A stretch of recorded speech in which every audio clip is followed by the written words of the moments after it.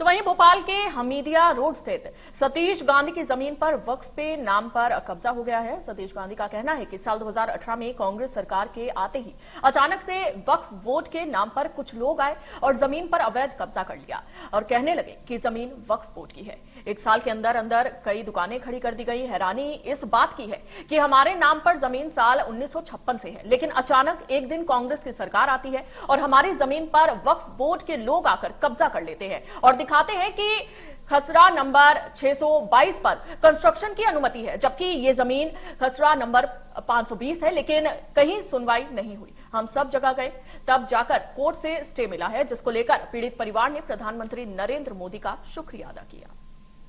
संशोधन बिल आज लोकसभा में पेश किया गया और उसके बाद जो तमाम दावे और आपत्ति है वो अलग अलग जमीनों में किए जा रहे हैं। हमारे साथ राजधानी भोपाल में वक्फ बोर्ड से कुछ पीड़ित इस वक्त मौजूद हैं और जिस प्रॉपर्टीज जिस क्षेत्र में इस वक्त हम मौजूद हैं, ये तस्वीर मैं आपको दिखाना चाहूंगा। ये तस्वीर आप देख सकते हैं भोपाल के पुराने शहर इसरानी मार्केट की है और ये कॉम्प्लेक्स दिखाना चाहूंगा। हालांकि ये विवादित कॉम्प्लेक्स है। वक्फ बोर्ड अपना ये दावा करता है कि ये जमीन उनकी है, लेकिन हमारे साथ जो पीड़ित हैं वो भी ये दावा करते हुए नजर आ रहे हैं कि 1995 के बाद 1962 के तकरीबन 56 से ये जो जमीन है इसमें नजूल लिखा आता है। सरकारी दस्तावेज में जो ये डॉक्यूमेंट्स है, कागजात है, इसकी भी तस्वीर मैं दिखाना चाहूंगा। आप देख सकते हैं कि ये न्यायालय तहसीलदार नजूल जो है इस जमीन में लिखा आता है, लेकिन तमाम दावे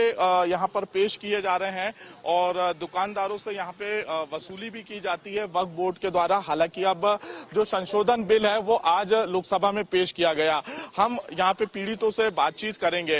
1956 से अगर हम बात करें तो जिस प्रकार से आप दावा कर रहे हैं कि ये जमीन आपकी है, आपने ये पूरे डॉक्यूमेंट्स कागज भी बताए, तो किस यहाँ पे सन 1956 पे पीठा चालू किया था और उसके बाद सन 1959 में औकाफ के लोग यहाँ पे आके ये कहने लगे ये जगह हमारी है, या और या तो किराया दो और या फिर जगह खाली करो। वो कौन थे? वक्फ बोर्ड के लोग थे। अब देख सकते हैं कि ये पूरा एक कॉम्प्लेक्स खड़ा कर दिया गया। हालांकि इस कॉम्प्लेक्स में अभी फिलहाल ताला है।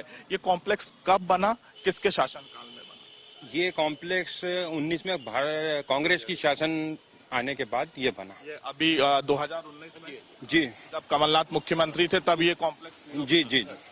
किसके संरक्षण में बना? क्या कांग्रेस के नेता? सब कांग्रेस के नेताओं का संरक्षण ही होगा, तभी तो इतनी बड़ा काम। आप कोई इतनी बड़ी 22,000 स्क्वायर फीट की बिल्डिंग तो बनाएंगे नहीं, या आप या हम कहीं अगर बनाते हैं तो कितना लोग विरोध करते हैं। 2019 के पहले इस कॉम्प्लेक्स के पहले क्या था यहाँ पर? यहाँ पर सब लकड़ी का पीठा था और कम से कम नहीं तो मतलब मेरी 56 साल की एज हो गई। 1900 मेरे ख्याल 60 से भी पहले या एक काफी टाइम पहले 52 से गांधी जी की ये जमीन थी और इसको रातों रात कब्जा की गई। और हम तो यही चाहते हैं कि यहाँ पर हिंदुस्तान में ऐसे कब्जे वाली धाराएं या जो जमीन सरकारी लिखी शासकीय लिखी आए उस पर किसी और का अधिकार नहीं होना चाहिए। भाई मालिक एक होता है साहब जमीन का, किसी के दो बाप तो हो नहीं सकते। यहाँ पर इस जमीन को अड़ा के रख दिया, फंसा के रख दिया कि किसी तरीके से हम लोगों को न्याय ना मिले। क्या पूरी जमीन पर वक्फ बोर्ड अपना अधिकार जमा रहा है? इसको लेके हालांकि आप हाईकोर्ट भी पहुंचे थे, तहसील भी पहुंचे, क्या अभी आपको कोई ऐसा जवाब मिला जिससे आप संतुष्ट हैं? 55-56 साल से तो मैं देख रहा हूँ साहब, कभी नजुल ने यहाँ न देखा है न कभी मैंने देखा है। ये गांधी परिवार ही काम करते हैं, धंधा करते हैं साहब। मैं भी व्यापारी हूँ, सामने दुकान है, तो हम तो ये चाहेंगे कि न्याय मिलना चाहिए जो सही है। बाकी अभी 2018 से कहां से औकाफ आई और उनका कब्जा कर रहे हैं, तो ये तो वो दादागिरी न्याय मिलना चाहिए। लेकिन बात की जाए, हालांकि कांग्रेस के शासनकाल में ये पूरा जो कॉम्प्लेक्स है वो बन के तैयार हुआ है।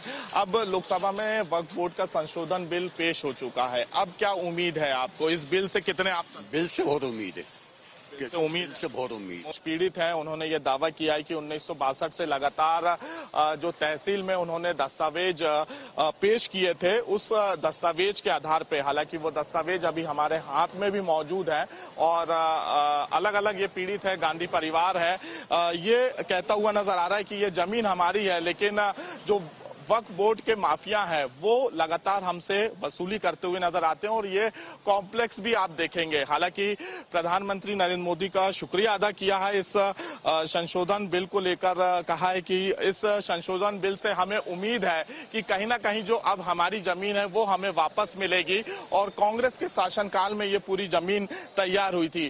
तो जो पीड़ित परिवार है, जो वक्फ बोर्ड से परेशान है, वो साफ तौर पे यही कहते हुए नजर आ रहे हैं कि सरकार का एक ये अच्छा कदम है, एक अच्छी पहल है और इस तरह के कानून को जल्द से जल्द पास होना चाहिए और इस तरह के कानून से कहीं ना कहीं एक नई दिशा दृष्टि मिलती हुई नजर आएगी। कैमरामैन अजय कटियार के साथ कुलभूषण सक्सेना, इंडिया।